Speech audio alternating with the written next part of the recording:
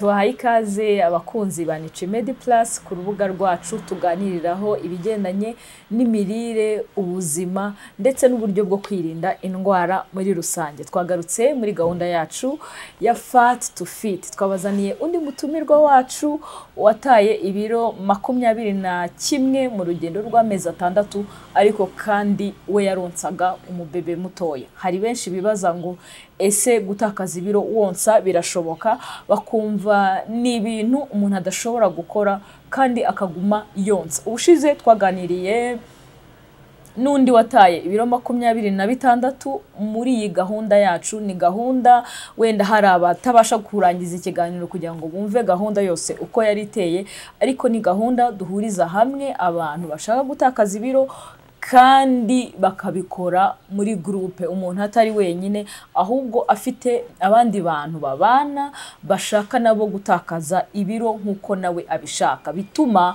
igihe yaragiye gucika intege avuga ati ese ko runaka yabishoboye nanjye nshobora kubishobora, bigatuma intego twihaye tubasha kuyigeraho. Twatangiye dufite target yuko tugomba gutakaza hagati y'ibiro 20 kugera ku biro 30, kubera ko ubushakashatsi bwemera yuko umuntu ashobora gutakaza ibiro 4 mu kwezi. Bivuze ngo byibura ushobora gutakaza inusu kugera ku kiro buri cyumweru mu gihe witaye ku mirire yawe ya buri munsi.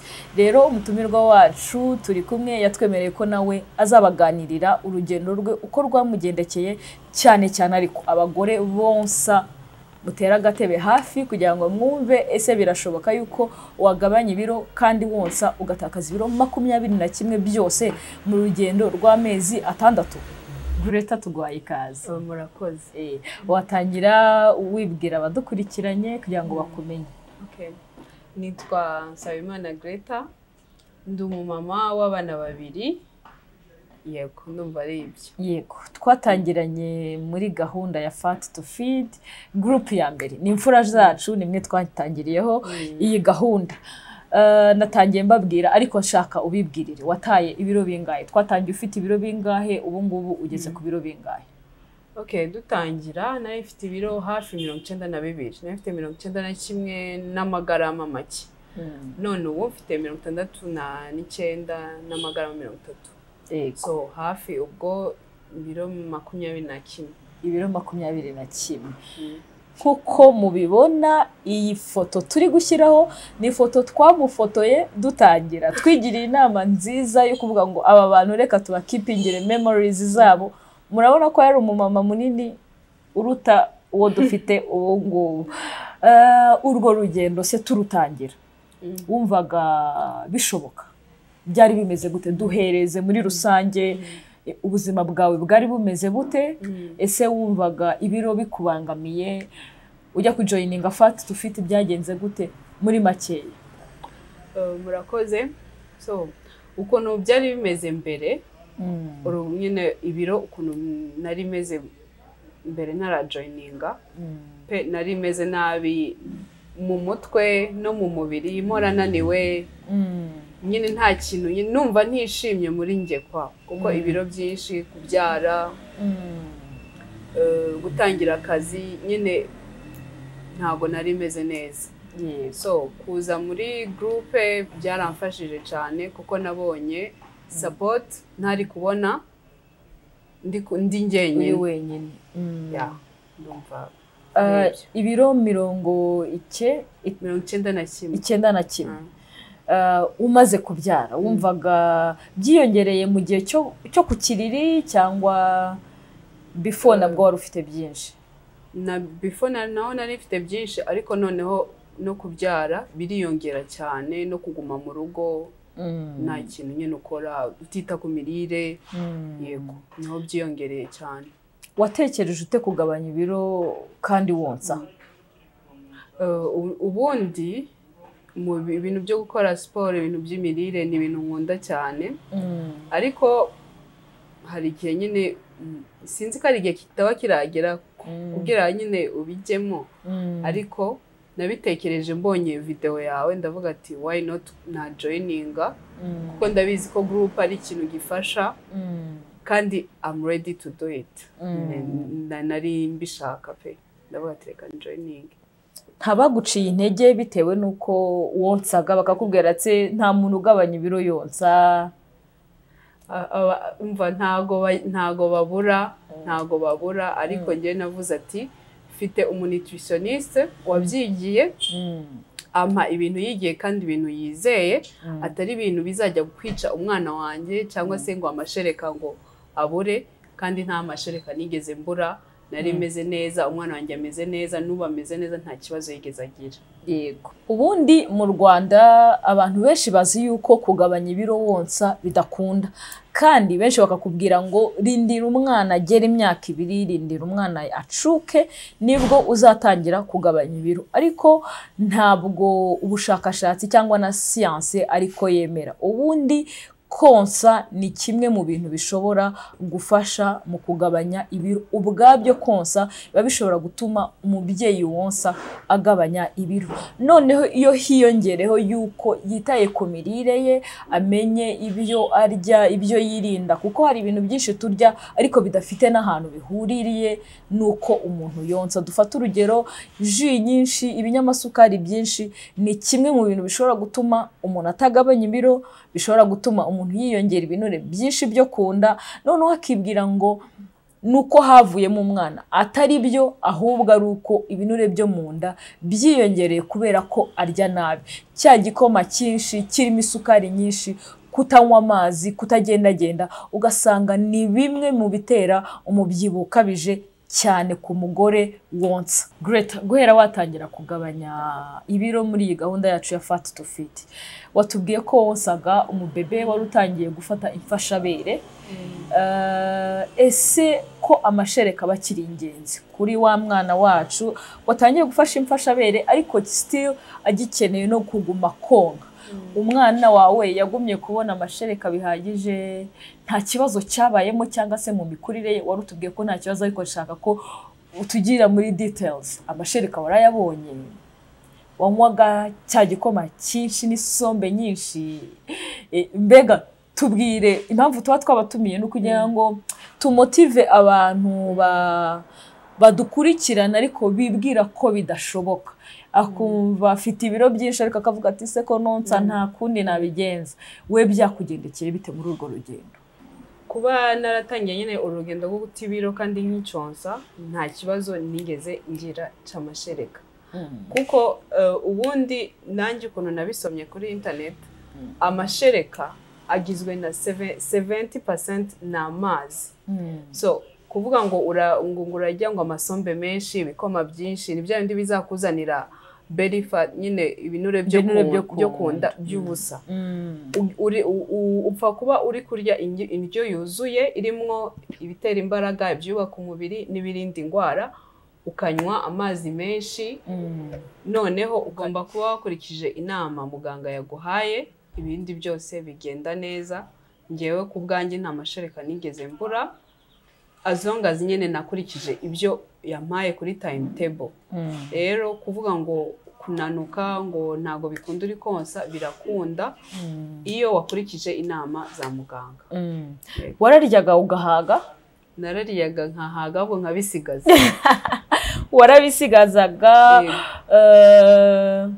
ibiryo byose? Kuko turya ibiryo byose, amafi, amashaza, ibitoki byose pe. Nyine nta kuvuga ngo turiyima kwa kunda yandi ma diet uyajyaho ukicwa n'inzara, ukumva uri mu mubiri wawe ntago umeze neza. Muri diet nyine ya muganga ntago byigeze bibaho, twararyaga tugahaga kandi tukajya ibiryo byiza kandi biryoshye. Yego. Greta, ukunda gukora siporo, uri mu bantu bavugaga cyane ibigendanye na siporo kubera ko mu buzima bwawe n'ubusanzwe ukunda kuyikora. Nk'umuntu wakoraga siporo, njya nkubona kuri TikTok Greta Fitness ukora siporo unaterura n'ibyuma, right?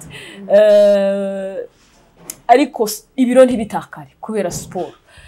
Wabonye impinduka yabayemo utangiye guhuza sport n'imirire. Twabonye yuko sport twara 20% mu kugabanya ibiro, ariko si 20% ku kamaro kayo. Mu kugabanya ibiro imirire ikaba 80%, niko ubushakashatsi bubyerekana. Ese Greta, sport wazihuza gute n'imirire kandi unonsa? Benshi baravuga ngo dukwiye kutegereza mpaka igihe umwana acutse kugira ngo tujye muri sport. Ese gukora iyo myitozo ngororamubiri workout byakugendekeraga bite kandi wonsa kandi uri no kuri regime?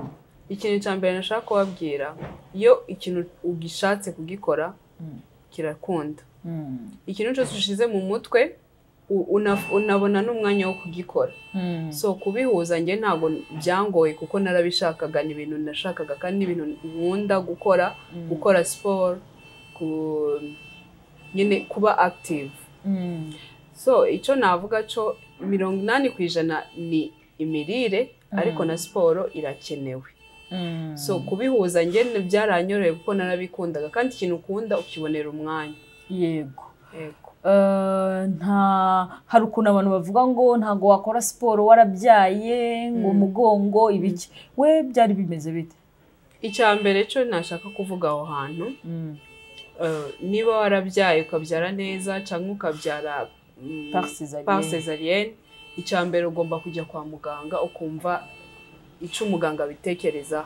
Ariko ndumva ubushakashatsi buvuga ko inyuma ya 8 weeks ushaka gukora udusporo tworoheje.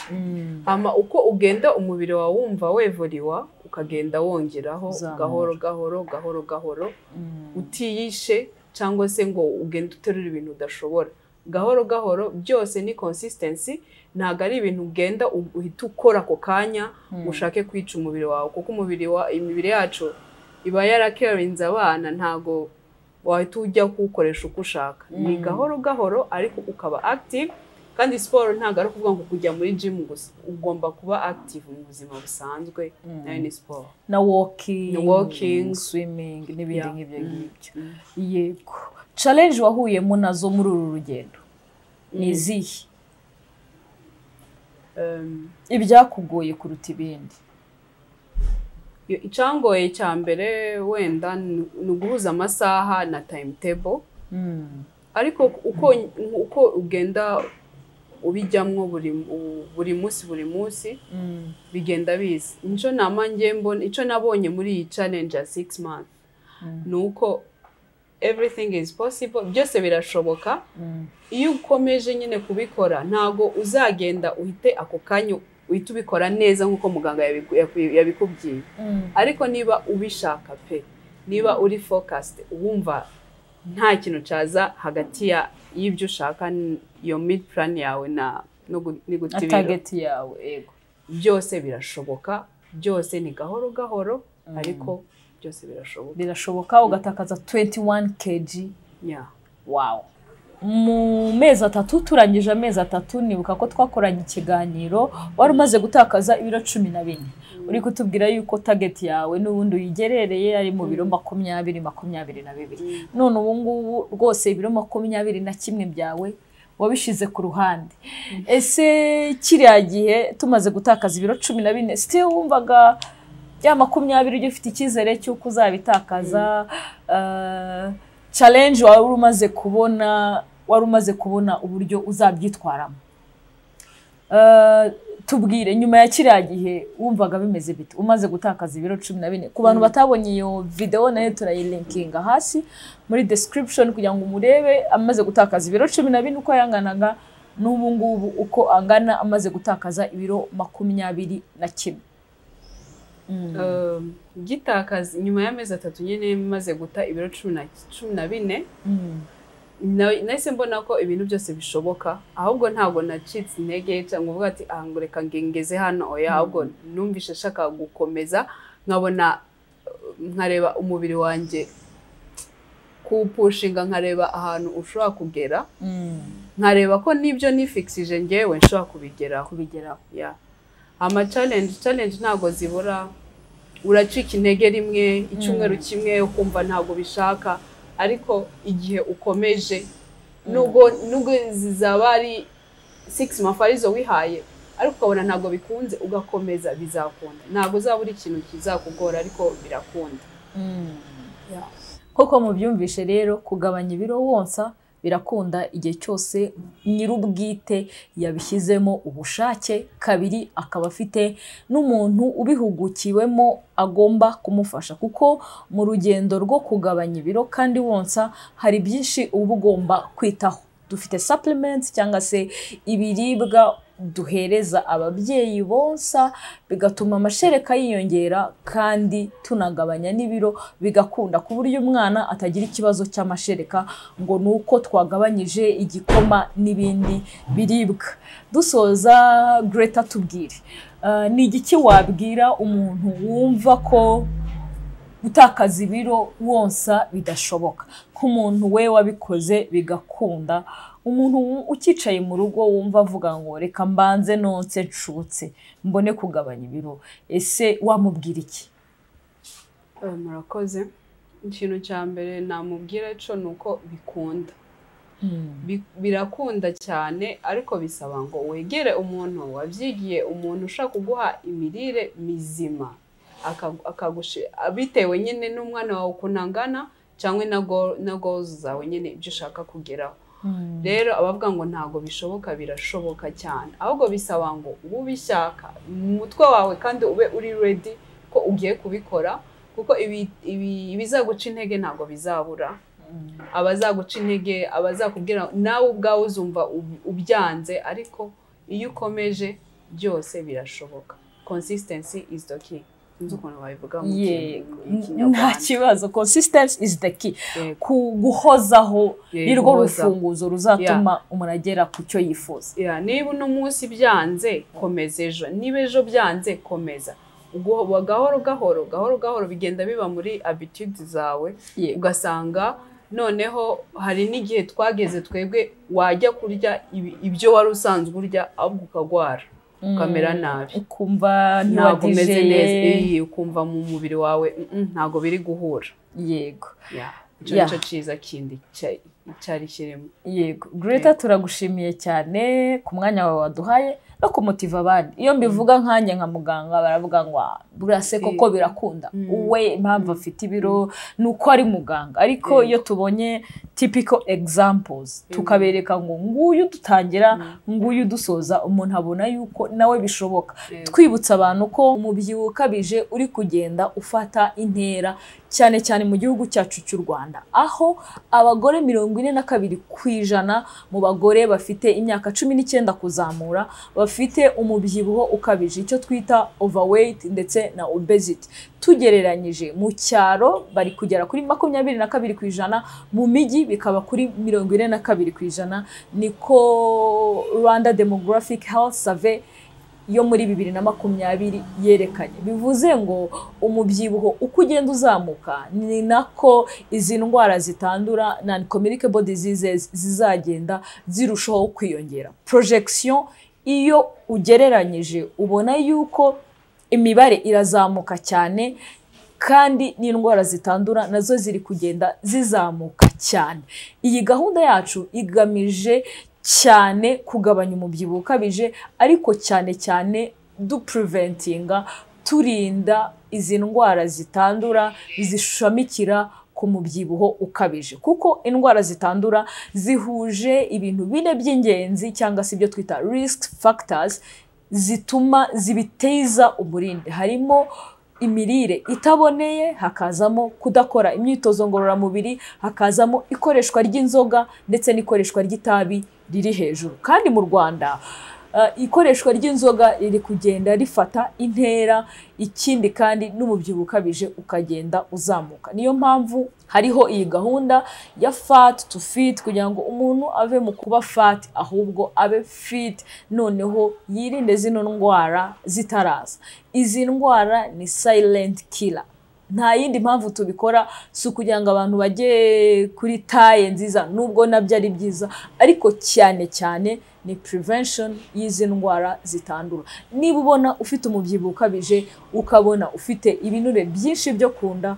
ukabona hari ibimenyetso bimwe na bimwe ufite by'umubyibuho ukabije ukwiriye gutangira nonaha kurwanya izi ndwara zitandura, kuko umubyibuho ukabije ni kimwe mu bizabitiza umurindi. Kuguma ukabyicarana ukumva ko nta kibazo, ntacyo bigutwaye, harabona kirakambwa ngo ngewe umubyibuho ukabije ibiro mfite nta kintu bintwaye. Nubwo ntacyo bigutwaye, ariko sooner or later uzasanga zino ndwara zitandura zakugezeho, bitume ubuzima bwawe bugenda nabi kuko utirinze.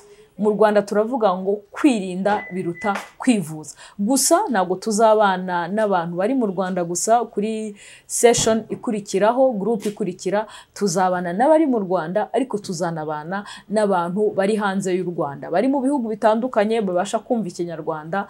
Tubashyira ku rubuga rwa WhatsApp, ndetse tukagira uburyo tuganira nabo, ndetse n'uburyo twiga dukoresheje ikoranabuhanga, tukabaha amasomo, ndetse nabo bakiga uburyo bwo kugabanya ibiro, ndetse bari no mu matsinda y'Abanyarwanda ndetse n'Abarundi bari mu bihugu bitandukanye. Twatangiye kwandika rero, tubigeze kure. Muntu utariyandikisha kandi ushaka gufatanya n'abandi muri iyi gahunda ya FAT2FIT, iyandikishe nonaha, kuko tuzatangirana n'itariki 2 z'ukwa mbere. Tuzatangira umwaka tuva mu kuba FAT tujya mu kuba FIT. Iyandikishe nonaha kuri 0788940474. Waba uri mu Rwanda, waba uri hanze, dufite group ebyiri, iy'abari mu Rwanda ndetse n'iy'abari hanze, kugira ngo tugufashe mu kwirinda izi ndwara ndetse no kurwanya umubyibuho ukabije. Mwari kumwe nanjye mfite Yesuleya, naho ubutaha.